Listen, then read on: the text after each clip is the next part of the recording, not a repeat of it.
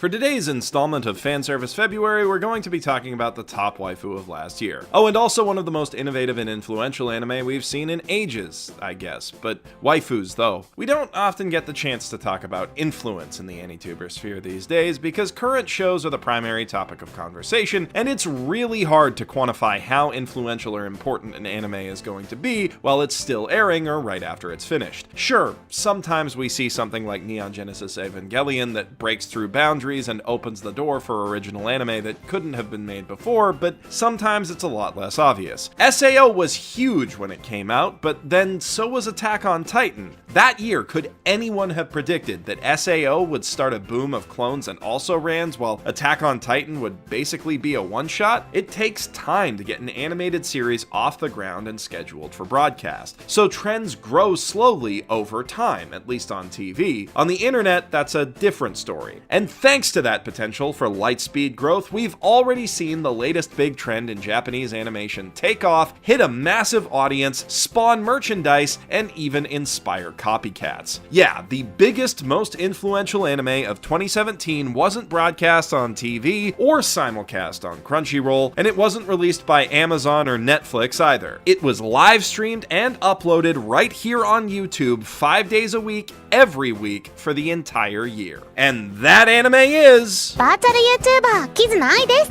You're about to say, Jeff, you're a fucking idiot. Kizuna I isn't an anime.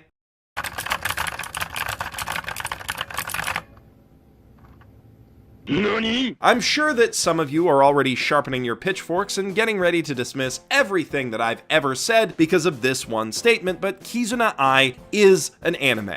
Fuck you, Well, actually, I don't think that I'm gonna have to whip out my fighting gloves for this one, because despite how counterintuitive it might sound, there's not a lot of space for debate on this. Kizuna I is an anime. Full stop. And that's true no matter how you classify anime. If you base your definition on art style, well, just look at her. If you're part of the camp that argues that anime is animation produced in Japan for a Japanese audience, it's impossible to argue that Kizuna I doesn't fall under that umbrella. Kizuna I is made in Japan, and she is very clearly animated. Unless you want to argue that motion capture isn't really animation at all, in which case, hi, welcome to the year 2018, you must be new here. We've got these things called cell phones now that, alright, I'll stop being cheeky, but the debate over whether motion capture counts as animation, if you can even call it a debate, ended years ago, and even if you want to take a hardline stance that it shouldn't count, that means you have to throw out other anime that use it, like Ajin, as well as anime created with rotoscoping, like Aku no Hana, and nobody is going to agree that those don't count as anime.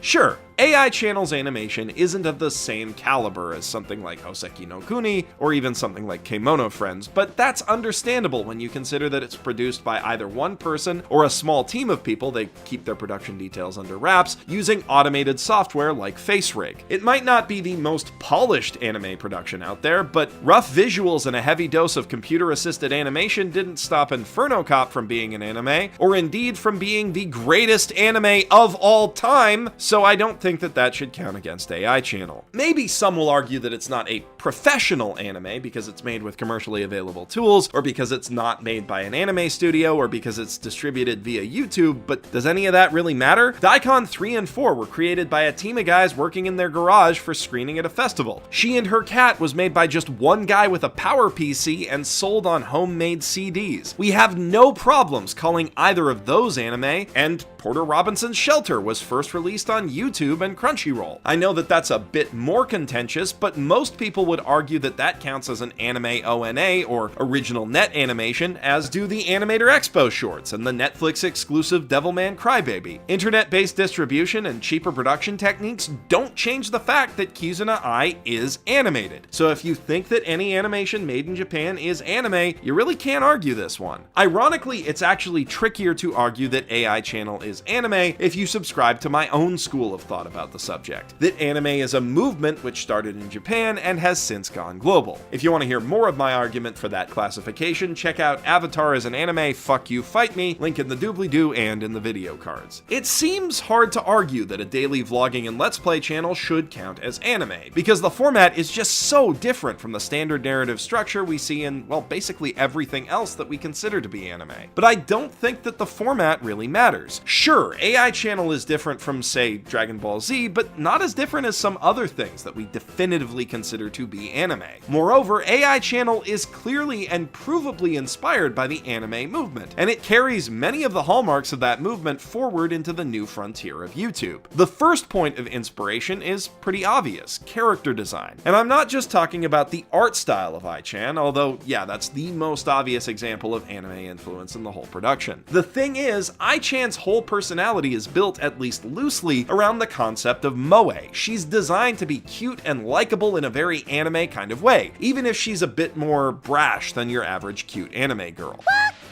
Hell, in her introduction video, she even declares that she's special and unique because she's a 2D girl. That's a very anime sentiment. Her mannerisms are definitely also influenced by idol culture, but then so are the mannerisms of a lot of anime girls. I-Chan is fundamentally cut from the same cloth as any other waifu. Now, you might argue that having anime as characters isn't enough to make something an anime, and I would agree with you. There's more to anime than just moe blobs. Narrative, for instance. One of the key features that distinguishes anime from its Western counterparts is a focus on structured storytelling over episodic comedy. That's been true since the days of Astro Boy. Kizuna Ai does have a story, or at least a backstory. She's an AI who's trying to learn more about humanity by interacting with us through live streams and other web content. They don't really go anywhere with that story, but they do bother to set up a fictional premise and a motivation for Ai as a character. A.I.Channel has the most basic components of a story in place. And even if those components are just window dressing for comedy, I mean, when was the last time Detective Conan made a serious effort to get his body back? Anime is full of examples of shows that simply set up a basic premise with the intent of running forever, rather than resolving the plot. Just look at every Rumiko Takahashi series, or the entire slice of life genre. Now, the big obvious difference there is that those series are scripted, whereas A.I.Channel is improvised, but it's far from the first improv anime. Series like GD Fairies and Tasagare Bukatsumono have been dubbing voice actor improv over procedural CGI animation for years now. And while a lot of people don't actually like those shows very much, there's basically nobody arguing that they shouldn't be considered anime. Because the thing is, anime exists in a wide variety of formats and narrative structures, and it always has. From early films to TV broadcasts to OVAs to ONAs to weirdly compelling cup noodle commercials, the history of anime is a history of change and innovation, and doing things differently from what's come before shouldn't disqualify an animated series from being part of that movement, so long as it's inspired by the same creative spirit as what's come before.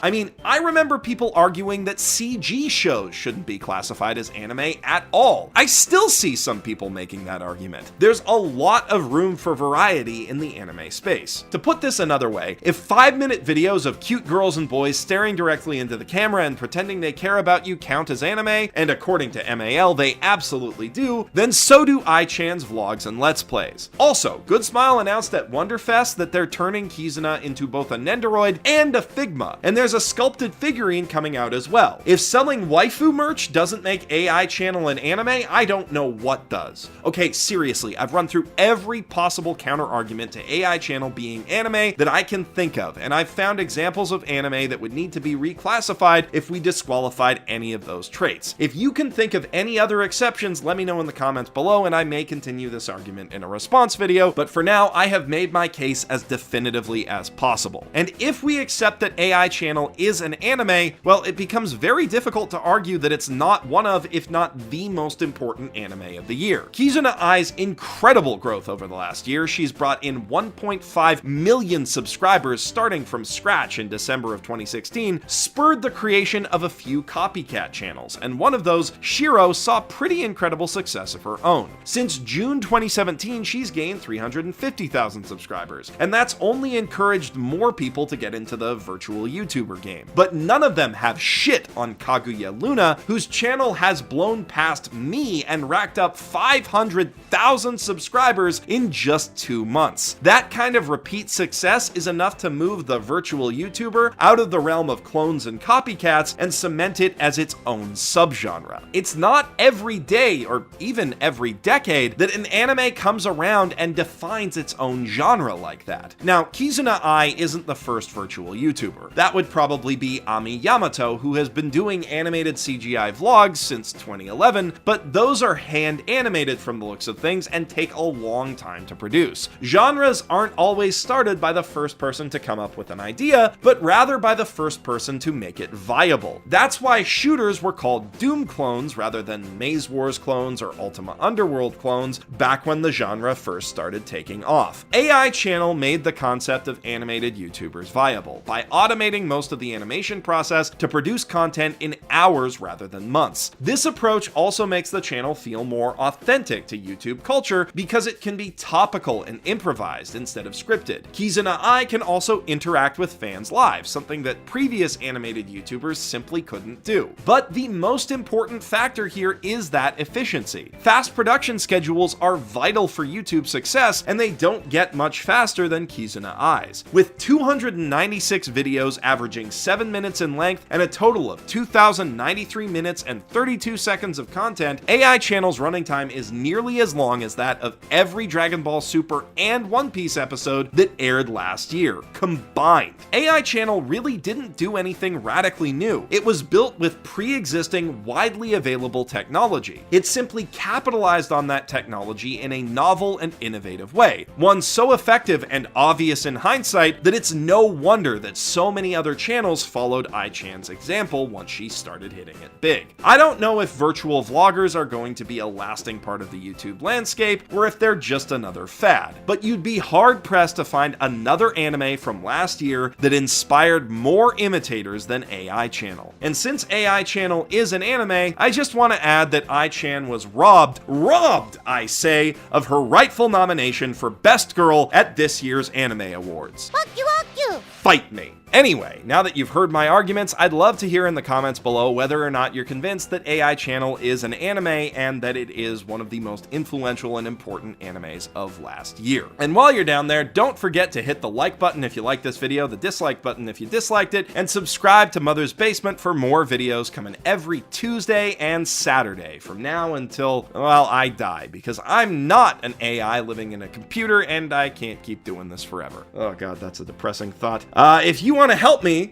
keep making videos and making myself depressed, consider supporting me on Patreon like these lovely human beings on screen right here. These guys make it possible for me to keep making videos week to week without having to worry about paying the rent or doing any of that other adult stuff that makes me uncomfortable and sad. If you want to hear more of my controversial thoughts about anime, then click here for a think piece on whether or not it's okay to support good art from bad creators, or click here for my video where I explain that Avatar is in fact an anime. Fuck you, fight me. I'm Geoff Thew, professional shitbag, signing out from my mother's basement.